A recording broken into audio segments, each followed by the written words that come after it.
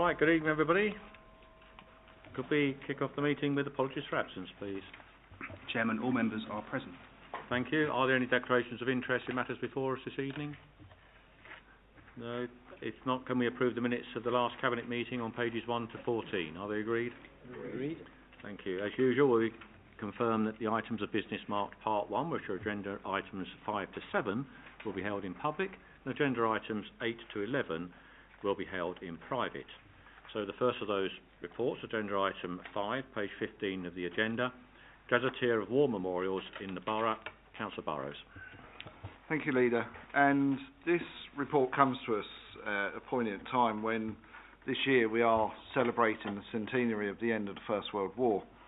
Our Gazetteer was updated in 2012, and now we are going to update it again to include 12 new entries, and also revise some of the information that's currently contained within it.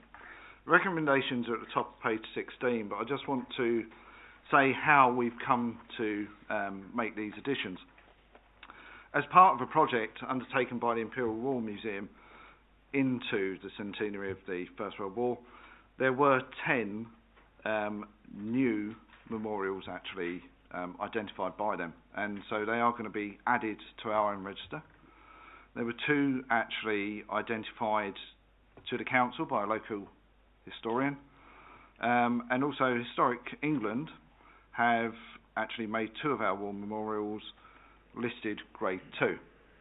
So there are a lot of additions and a lot of changes going on here, and as I said, it's very poignant that we update this year when we celebrate across the country, and we will do across Hillingdon as well, the centenary of the end of World War I. So with that said, Leader, I move the 4 recommendations at page 16 and ask Cabinet to accept the report and those recommendations. Thank you, Councillor Lewis. Thank you, Leader. I thought I'd add it from a heritage perspective to say that our war memorials are at the heart of our towns and are a daily reminder of the horrendous and enormous sacrifice that those who gave their lives made, and so we can sit here in a democracy speaking English. I'm always impressed on Remembrance Sunday in Northwood by the large turnout of local residents in generally cold and wet Sunday mornings to show their respects to the fallen from both world wars and the more modern conflicts in both the Gulf and Afghanistan. We can only hope, whilst these memorials show enormous sacrifice, that they also act as a deterrent to going to war. The Gazette of the War Memorials in the Borough is an excellent initiative and is aligned to our objectives of building an environment that supports our heritage and creates civic pride. So, Leader, I enthusiastically support the report's recommendations. Thank you, Councillor Lewis. I think it's important that we periodically look at this. You can see the difficulty in putting together a list of war memorials. As it says in the report, many of them have been moved. Some were actually out of sight. Even now, the Imperial War Museum aren't recognising those 2 in West Drayton that we know are there. So we will include those in the register. Hopefully, we've got the vast majority of them, but if any more appear in the coming years, we will periodically look at that. But as has been said, now is it's a timely year to be doing this, the 100th anniversary of the end of the World War I. So are the recommendations agreed? Agreed. Thank you. Agenda item 6, the Council's Budget 17-18, Month 10 Revenue and Capital Budget Monitoring. Councillor Bianco. Well, thank you, Leader.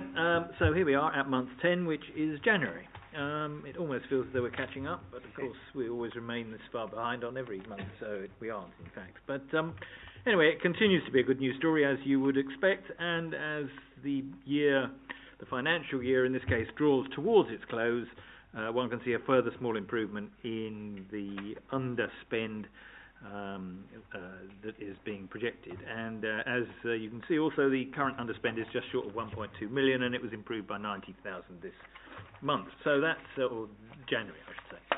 So this is obviously a good news story. The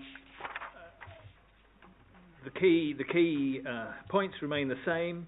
That general fund balances look as though they'll be just about 39 million at the end of the year. which is an increase. The savings target is, to all intents and purposes, delivered, and the capital underspend is now sitting at approximately 16.5 million, but most of that is as a result of refacing, so that will be spent.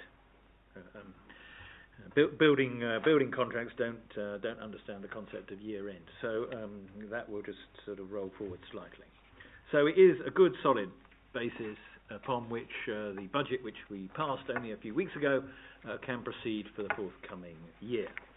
There are a number of recommendations at the bottom. Well, to be precise, there are 10 recommendations at the bottom of page 37 or in the top half of page 38, which I will move. I know you're going to comment on several of these matters, as is your wont, Leader, so I will stop there. Thank you. Thank you, Councillor Bianco. The recommendations are: 1, to note the forecast, month 10. 2, to note the Treasury Management update at January at Appendix C, which is on page 76 of the report. Not much change from previous months. Our deposits of just over 100 million, getting a return of 0.42%, still at that low rate, which just goes to show what a bargain a 1% return would be on a £5 million investment in a police station. But not a lot of people can see that. The debt rate is 3.8% on our £62 million of the general fund debt, and there were no scheduled debt repayments or early debt repayment opportunities during January. The delegated authority to myself and the Chief Executive for consultancy and agency assignments reaching over 50k are shown at Appendix F, page 78.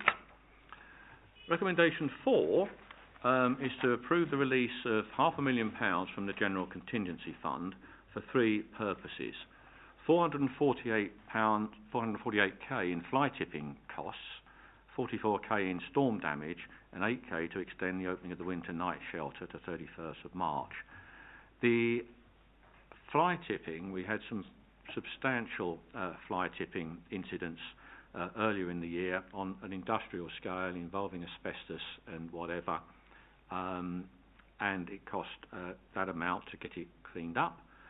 Storm damage, recently we had a lot of wind, trees came down, 44k in storm damage, and winter being harsher than it has been for a number of years, the night shelter we kept open until the end of this month. We are taking that out of the contingency reserve that we set aside at the beginning of the year. As I said at the recent budget meeting, it will be entirely silly to spend your contingency at the beginning of the year because you don't know what's coming, and it's not the sort of thing that we would do. Recommendation 5 is to accept grant funding of 15k from the London Fire and Emergency Planning Authority Safety Investment Fund for the installation of ultra-guard mist systems in council housing occupied by vulnerable tenants. We do, in those houses, have this linked misting system that we use. At the moment, it's slightly different from a sprinkler, and it puts out a mist, but this is an upgrade to that, and we will accept that grant funding. Approved. Recommendation 6 is a gift funding on a planning performance agreement for the Pro Lodges Stockley Park Phase 2, 17,500. Number 7, accept a capital grant of 97k from the Department of Transport in respect to the Pothole Action Fund. Well, considering we spent £10 million on road resurfacing and pavements, it will help, but it won't do an awful lot. But if I can, on the question of roads, it may have escaped some members' attention that we have the best roads in London, in Hillingdon. Drivers in Hillingdon are least likely in the capital to get themselves involved in a car accident. The Borough has the lowest number of crashes in London per 100,000 miles driven, according to the Department for Transport data. There are just 48 accidents per 100 million miles driven in Hillingdon, which also has the lowest number of accidents resulting in serious injury or death at just 5%, per 100 million.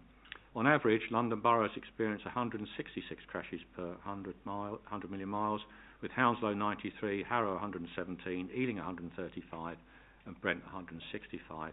So our figure of 48 is very much lower than our neighbouring boroughs, and is indicative of what can be achieved with that investment in road resurfacing. It's a pity that we didn't know this when we put up our achievement posters. We will shortly be taking them down because it's Purda. When we put them back up after the election, we will have a new one saying best roads in London. The recommendation 8, this is regarding the Battle of Britain Bunker Visitors Centre, and amends slightly the entry fees that we discussed last Cabinet meeting. The intention was that it was to be serving military or those who have served in the forces, and we're just making that clear in this adjustment here. It's not just those who are serving at the moment, it's those who have served in the past as well.